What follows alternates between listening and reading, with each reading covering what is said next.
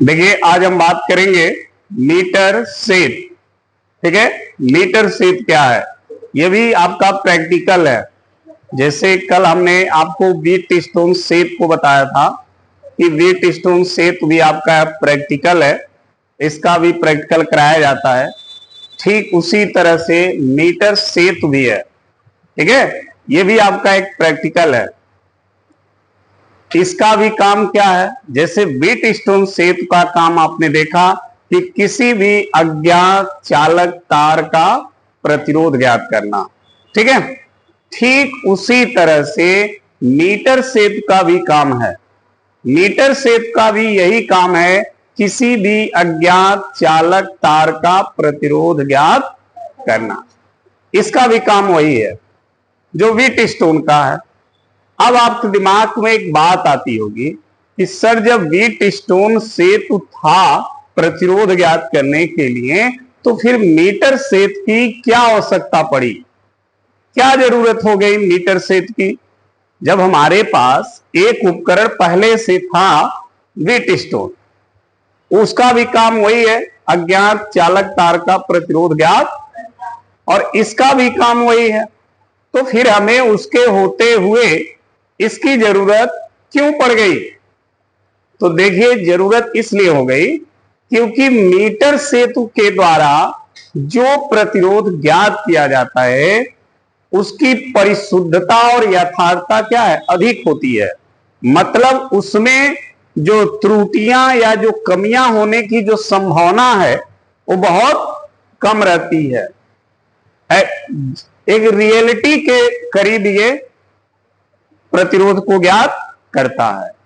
जो wheat stone सेतु से हम प्रतिरोध निकालते हैं उसमें त्रुटि होने का चांस बनते हैं। ठीक है, इसलिए व्हीट स्टोन के जगह पर मीटर सेतु को लाया गया। समझ में आ गई बात? व्हीट स्टोन सेतु से अगर आप किसी चालक तार का प्रतिरोध निकालते हैं व्हीट स्टोन से, तो उसमें कमी होने की संभावना अधिक बनती है। लेकिन मीटर सेतु से अगर आप किसी तार का प्रतिरोध निकालते हैं तो उसमें त्रुटि होने की संभावना बहुत बहुत कम होती है। इसलिए मीटर सेतु को लाया गया। समझ में आ गई बात? काम इसका समझ में आ गया। काम क्या है इसका?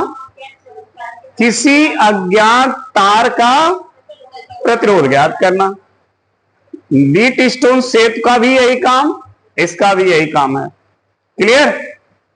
अब बात आती है कि यह किस सिद्धांत पे काम करता है। जैसे व्हीट स्टोन सेतु का सिद्धांत पढ़े हैं ना, उसी तरह इसका भी कुछ सिद्धांत होगा। तो ध्यान में रखिएगा, मीटर सेतु जो है इसको भी व्हीट स्टोन ने ही बनाया है। इसको कोई अलग वैज्ञानिक ने डिजाइन नहीं किया है। इसका भी रचना व्हीट स्टोन ने ही किया है। लेकिन इसका जो सिद्धांत है, ठीक है, वो इसका अपना कोई सिद्धांत नहीं है। इसका सिद्धांत व्हीट स्टोन सेतु का सिद्धांत है। जो व्हीट स्टोन सेतु का सिद्धांत है उसी सिद्धांत पर आपका मीटर सेतु कार्य करता है। इसका अपना कोई पर्सनल सिद्धांत नहीं है। ये व्हीट स्टोन सेतु के सिद्धांत पे काम करता है। तो अगर आपसे प्रश्न पूछा जाए कि मीटर सेतु का सिद्धांत क्या है, तो सर व्हीट स्टोन के सेतु के सिद्धांत पर यह काम करता है। तो तुरंत प्रश्न आ जाएगा व्हीट स्टोन सेतु का सिद्धांत क्या है? तो सर जब सेतु संतुलित होता है तो सेतु के दो संलग्न भुजाओं के प्रतिरोधों का अनुपात शेष दो भुजाओं के प्रतिरोधों के अनुपात के बराबर होता है। P/Q बराबर R/S। समझ में आ गई बात? तो ध्यान रखिएगा, मीटर सेतु व्हीट स्टोन सेतु के सिद्धांत पर वर्क करता है। ठीक है, बनावट डिफरेंट है। उसकी बनावट आपने कल देखा, इसकी बनावट कुछ अलग है। तो उसके बनावट के विषय में जानेंगे हम, फिर हम इस पर काम कैसे करेंगे उसको भी समझेंगे। ठीक है ना?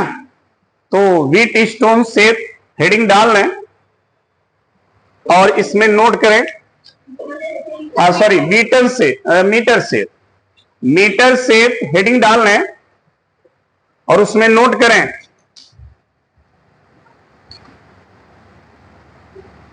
मीटर श्वेत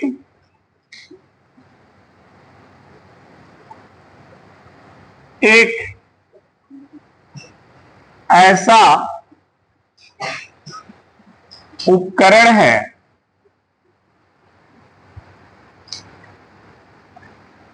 है जिसकी सहायता से किसी अज्ञात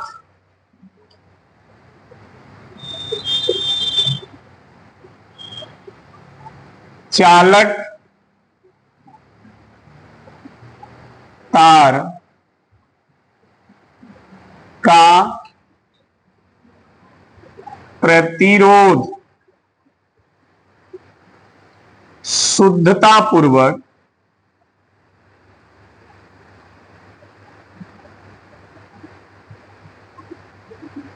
ज्ञात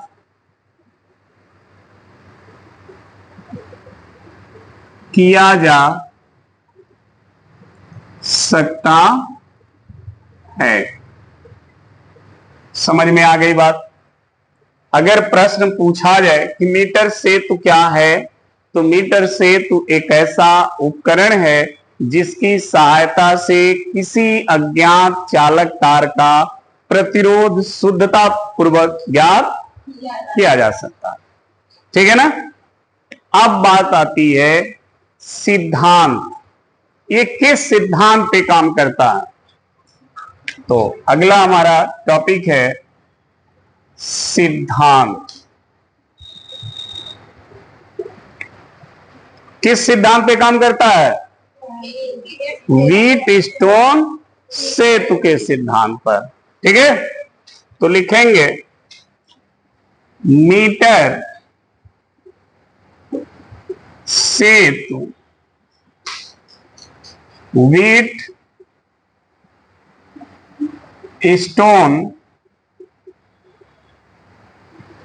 सेतु के सिद्धांत पर कार्य करता है।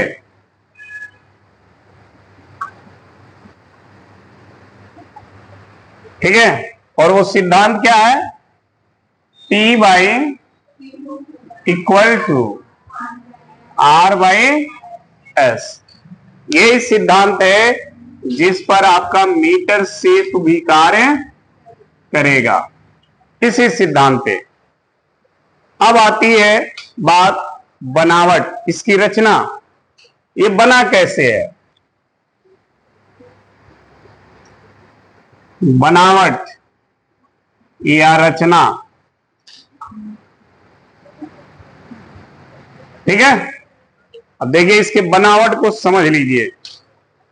देखिए ये जो मीटर सेतु है एक लकड़ी के बोर्ड पे बना होता है। पूरा एक लकड़ी का बड़ा सा बोर्ड होगा, उसी पर ये बना होता है। ठीक है, इसमें 1 मीटर लंबा यानी 100 सेंटीमीटर, 1 मीटर को सेंटीमीटर में कितना बोलेंगे? 100। 1 मीटर कहिए या 100 सेंटीमीटर कहिए। इसमें 1 मीटर लंबा समान अनुप्रस्थ काट के क्षेत्रफल वाला, मतलब वो तार हर जगह एक समान मोटाई का हो, कहीं पर तार पतला और मोटा नहीं होना चाहिए। ये ध्यान रखना है। इसमें क्यों नहीं होना चाहिए आगे बताएंगे। ठीक है, जो तार उसमें यूज किया जाएगा वो 1 मीटर लंबा होना चाहिए, उसकी मोटाई हर जगह समान होनी चाहिए। वो तार किसका बना होता है, किस धातु का? उसका नाम है मैग्नीन या कांस्टेंटन। मैग्नीन या कांस्टेंटन धातु का वो तार बना होता है 1 मीटर लंबा। ठीक है, तो अब देखिए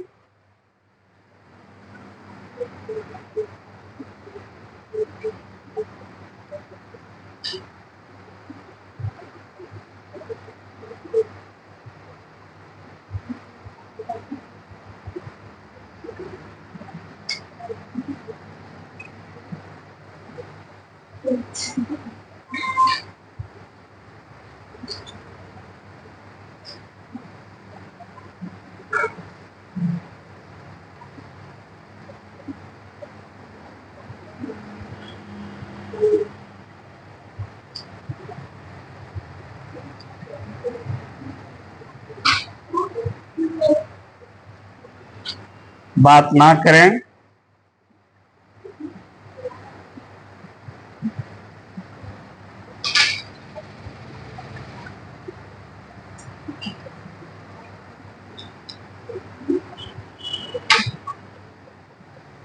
ठीक है, देखिए ये तांबे की पत्तियां हैं, एल आकार की, एल के शेप में है दोनों।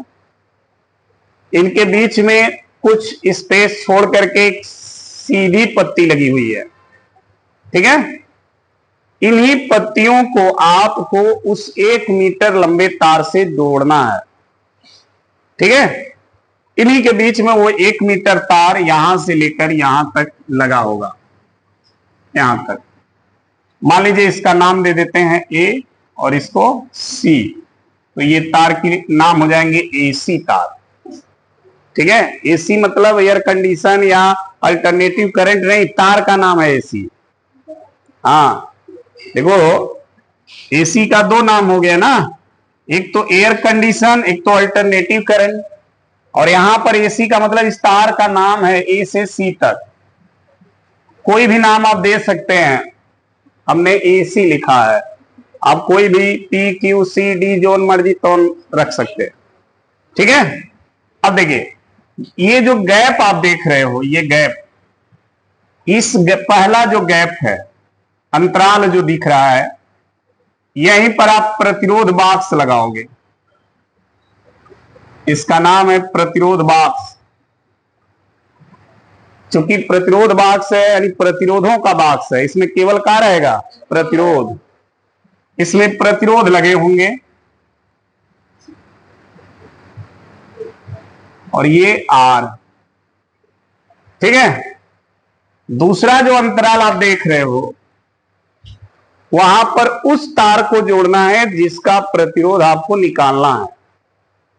ठीक है, जो तार आपको दिया जाएगा कि इसका प्रतिरोध निकालो मीटर शेप की सहायता से, तो उस तार को आपको यहां पर जोड़ देना है। यहां पर ऐसे पेंच लगे होंगे, ठीक है, उसी पेंच से इस तार को आपको जोड़ देना है। ये हो गया एस। ठीक है, ये जो एसी 1 मीटर लंबा तार आप देख रहे हैं, इसी के समांतर मीटर स्केल लगा होगा। मीटर स्केल, लकड़ी का मीटर स्केल, यहां से यहां तक ये स्केल लगा होगा, ऐसे एकदम इसी के समांतर होगा, ध्यान रखिएगा। ऐसे ये मीटर स्केल है, इस पे नंबर बने होंगे 1 2 3 4 5 6 7। जे मीटर, ये पूरा 1 मीटर का होता है ये भी। ठीक है, ऐसे इस पे नंबर होंगे, मीटर स्केल है। क्लियर? अब देखिए ये जो पेंच आपको दिख रहा है, ये वाला और ये, इसको हम यहां से तार लेकर के, ठीक है, और यहां से देखिए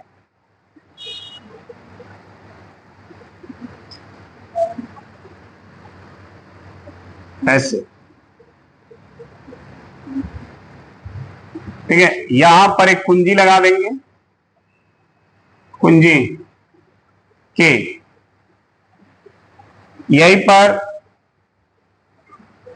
आप एक सेल लगा दोगे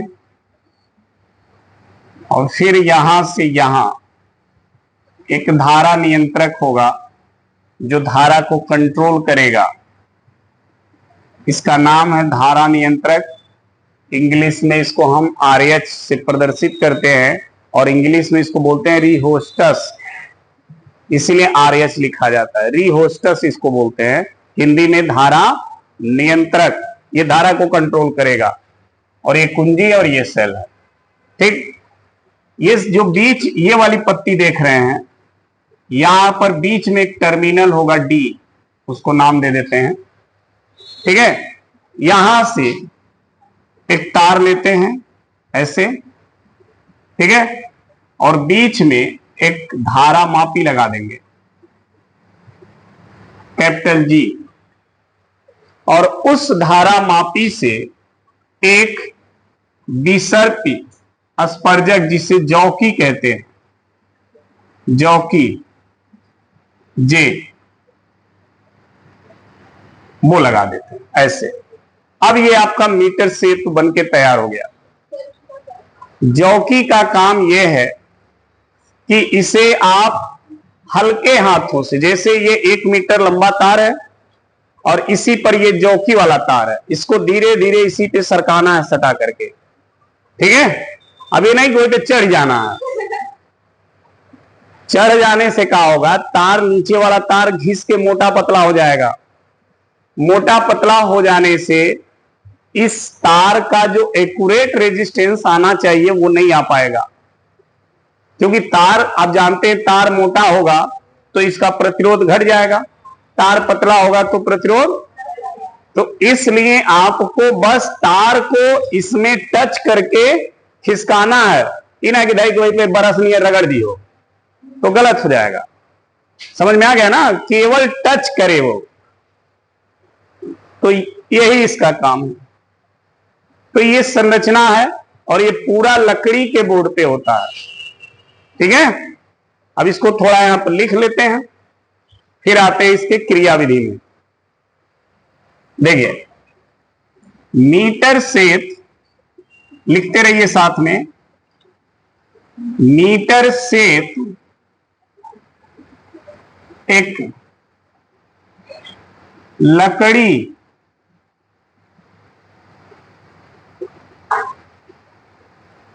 के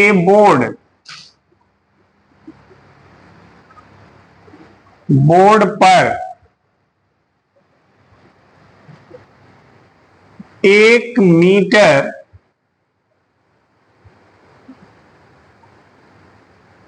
लंबे और समान अनुप्रस्थ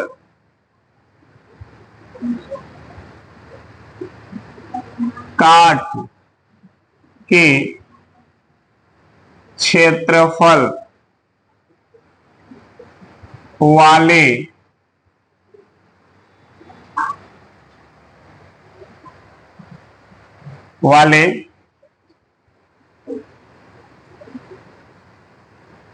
मैग्नीन या कांस्टेंटन, मैग्नीन या कांस्टेंटन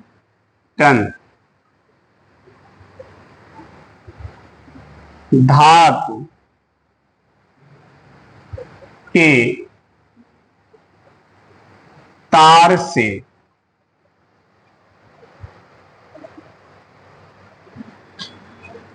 बना होता है।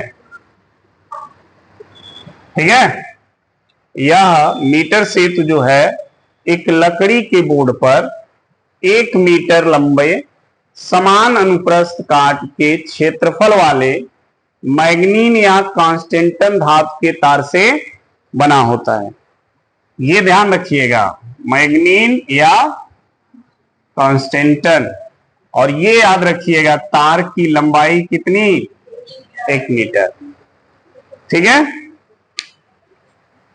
इसमें एल आकार के तांबे की 2 पत्तियां होती हैं जिनके टर्मिनल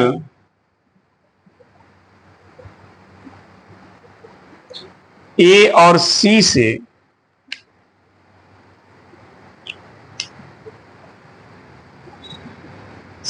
ए और सी से तार से 1 मीटर लंबा तार जुड़ा होता है। तार मीटर स्केल के समांतर जुड़ा होता है। ये जो पत्तियां हैं तांबे की अलाकार की, इन पत्तियों के जो टर्मिनल ए और सी हैं, इन्हीं टर्मिनलों से 1 मीटर लंबा जो तार है वो मीटर स्केल के समांतर क्या है, जुड़ा हुआ है। ठीक है। पत्तियों के बीच दोनों तरफ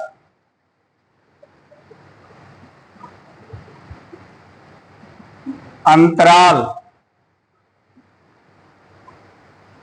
में एक सीधी पत्ती जुड़ी होती है जिसके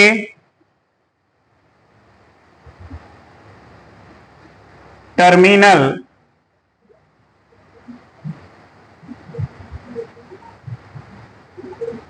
डी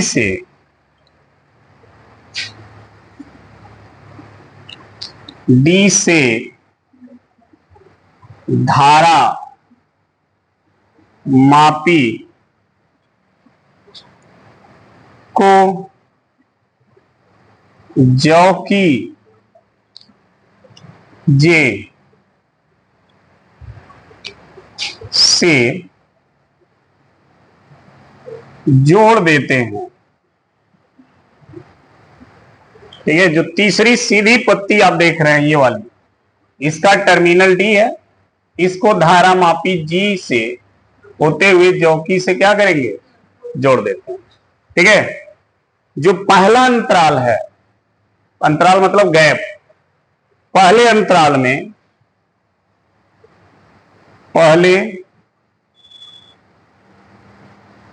अंतराल में प्रतिरोध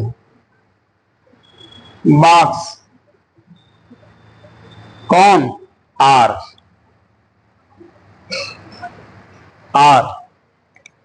तथा दूसरे अंतराल में अज्ञात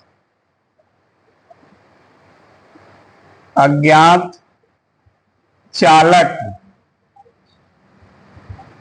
तार यस को जोड़ देते हैं। ठीक है। पत्ती ए और सी को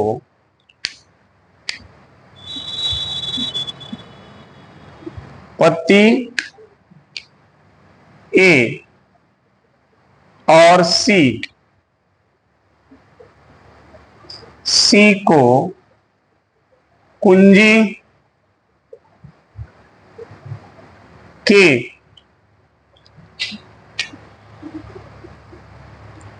की सहायता से की सहायता से सेल और धारा नियंत्रक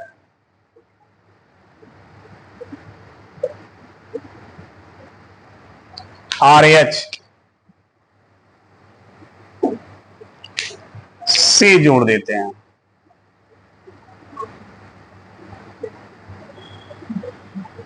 ठीक है, तो ये इसकी पूरी बनावट है, ऐसे ऐसे ये बना हुआ है।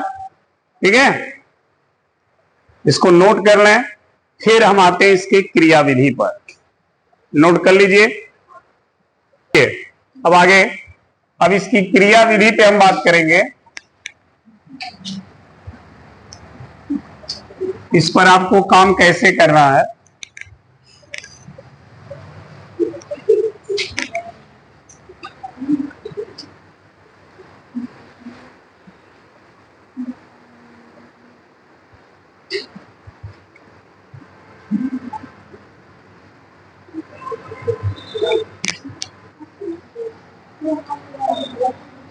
देखो, क्रियाविधि,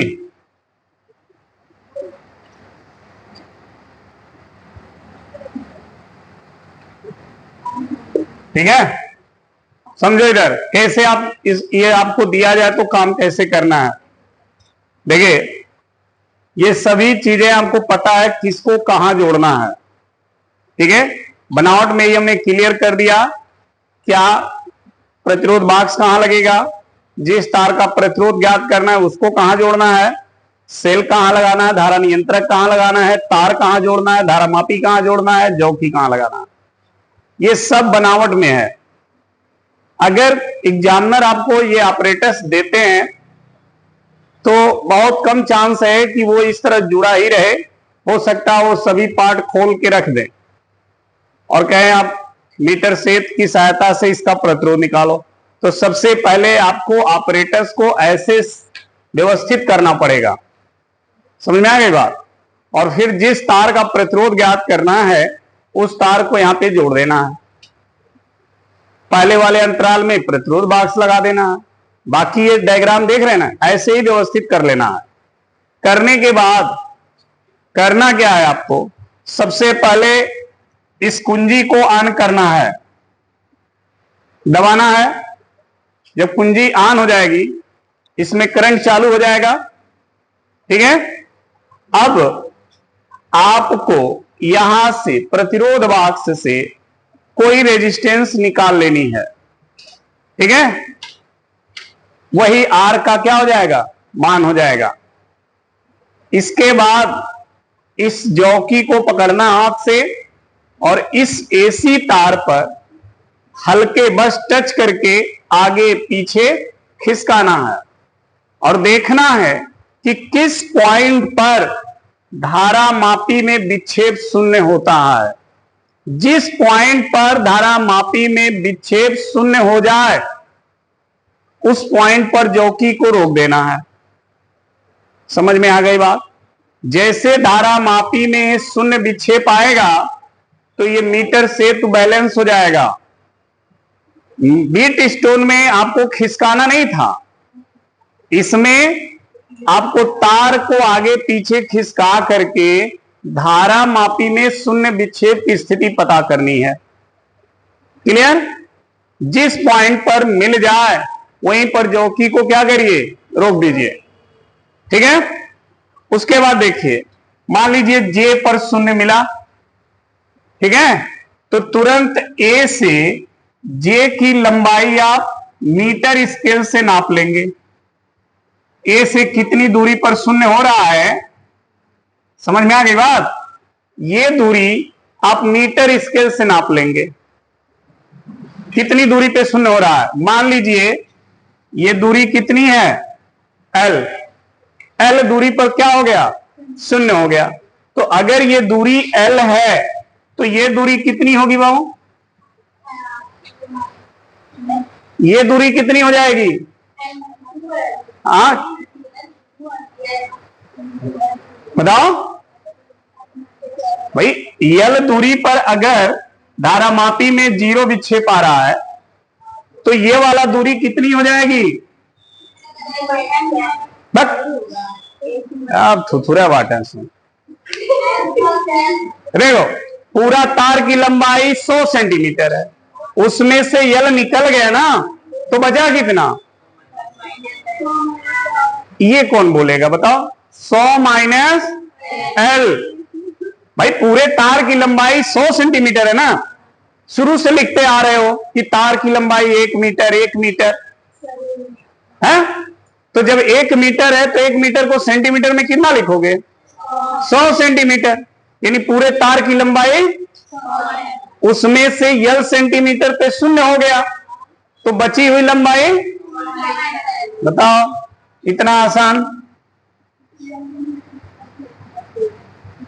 पढ़ा ना है बेटा, तू लोग ध्यान कहीं और बताओ। उनका शुरू से बोल रहे हैं कि एसी तार की लंबाई देखना 1 मीटर है, तो ये लंबाई हो गई 100 माइनस एल, हो गई ना। अब देखिए, इस जो यह लंबा तार बचा है, भाग है ए से जे तक, यह तार का जो प्रतिरोध होगा वो प्रतिरोध P की तरह व्यवहार करेगा, समझ में आया? और जो ये वाला लंबाई है वो प्रतिरोध Q की तरह काम करने लगेगा। जैसे ही एसी तार पर शून्य विक्षेप मिलेगा ना, तो वो एसी तार 2 भाग में बढ़ जाएगा, एक भाग प्रतिरोध P की तरह और दूसरा भाग प्रतिरोध Q की तरह काम करेगा, ठीक। और फर्दर व्हीटस्टोन सेतु का जो सिद्धांत है वो अप्लाई कर देंगे, समझ में आ गया? तो इसका प्रतिरोध निकल जाएगा।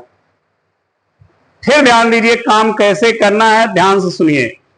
सबसे पहले कुंजी को दबाइए, फिर प्रतिरोध भाग से प्रतिरोध को निकालिए, तो जो प्रतिरोध निकालेंगे वो ज्ञात प्रतिरोध है, वो हो जाएगा R का मान, ठीक है।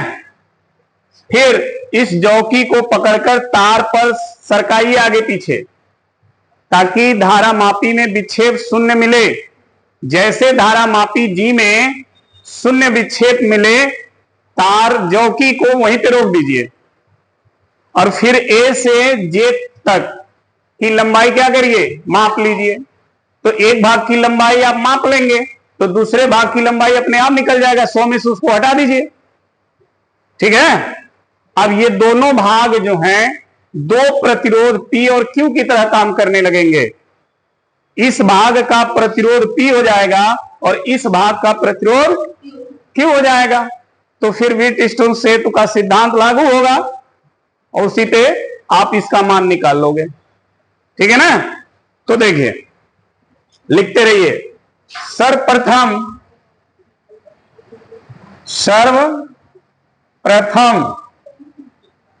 जो कुंजी K को, सर्वप्रथम कुंजी K को दबाते हैं,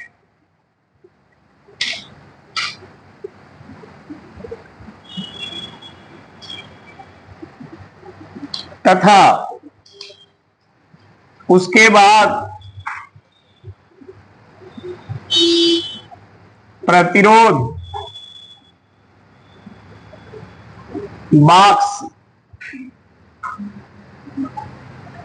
बॉक्स से ज्ञात प्रतिरोध R क्या करेंगे, निकाल लेंगे। ज्ञात प्रतिरोध R निकालकर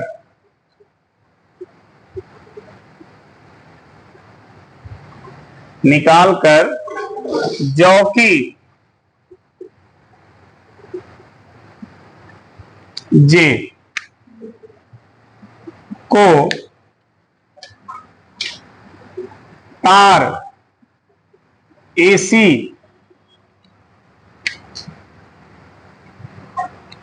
पर आगे पीछे खिसका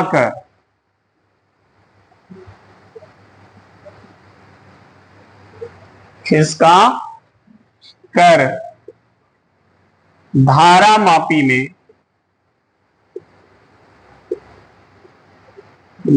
में शून्य विक्षेप की स्थिति प्राप्त करते हैं। शून्य विक्षेप की स्थिति प्राप्त करते हैं। यदि मान लीजिए वो स्थिति क्या है, जे। यदि वो स्थिति क्या है, जे। यदि शून्य विक्षेप की स्थिति जे है या जे पर है, तो तार एसी दो भागों में बट जाता है।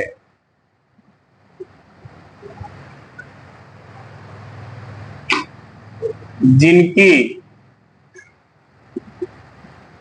लंबाई का प्रतिरोध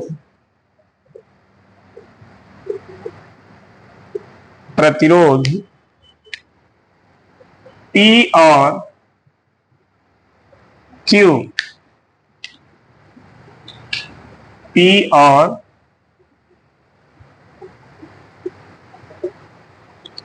Q के रूप में कार्य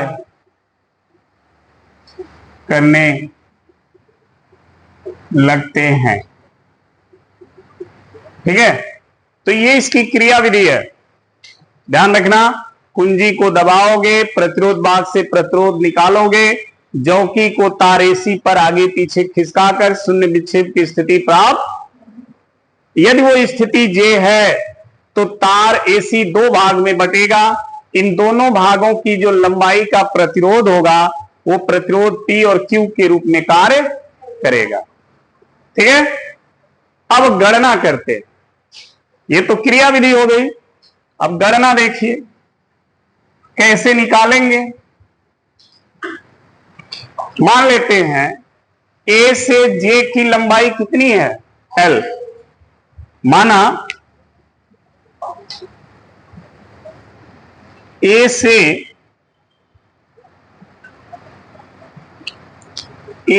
J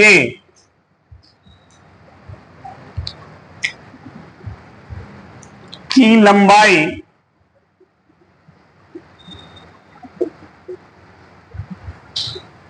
कितनी है, L है। तो C से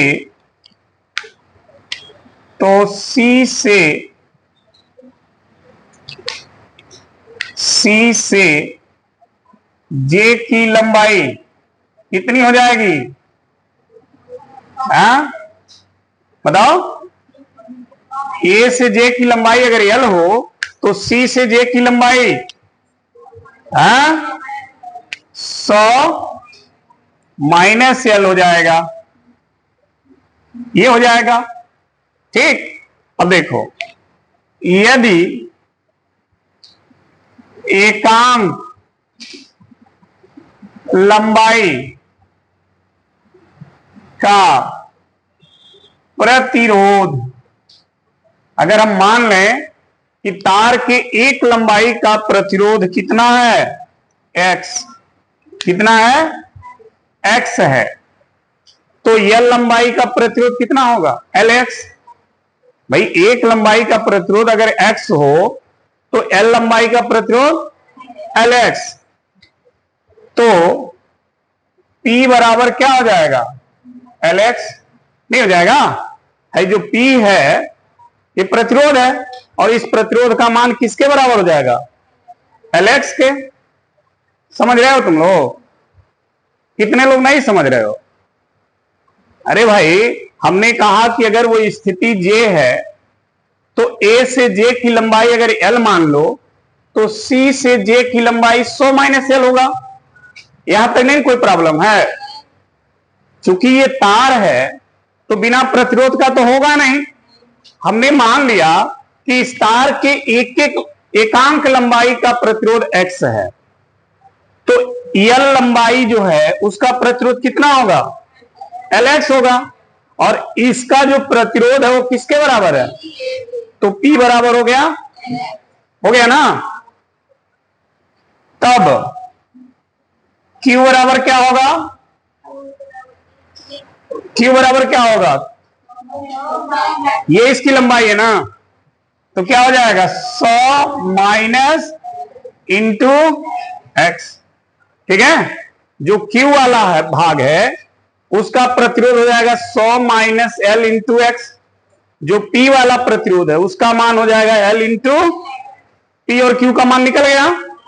R का मान आपको पता ही है जो यहां से निकालोगे। बचा कौन? S का मान निकल जाएगा। ठीक है, देखिए कैसे। अब यहां पर व्हीटस्टोन सेतु का सिद्धांत लागू करेंगे। ठीक है, तो लिखेंगे व्हीटस्टोन सेतु के सिद्धांत से, तो व्हीटस्टोन सेतु का जब सिद्धांत लगाओगे, ये लिख लियो ना ऊपर।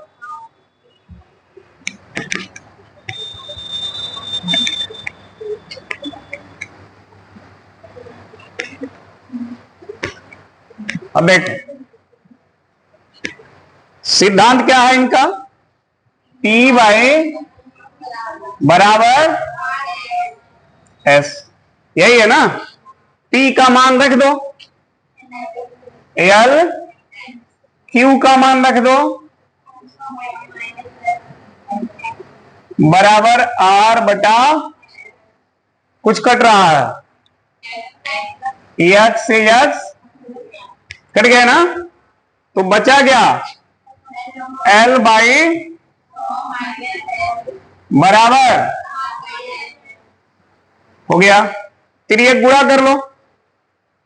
जब तिर्यक गुणा करोगे तो यस यहां आ जाएगा, LS बराबर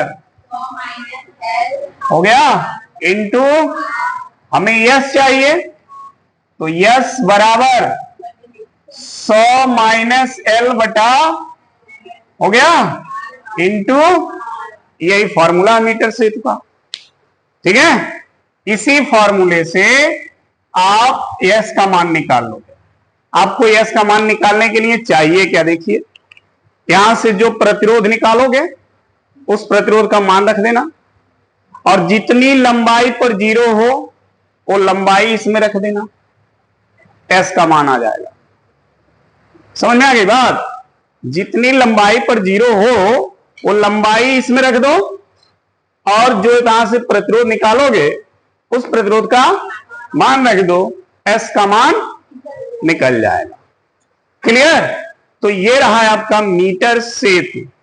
ध्यान रखिएगा, अब इसमें तमाम क्वेश्चन बनते हैं जो एक एक करके हमने आपको एक्सप्लेन करते ही बता दिया।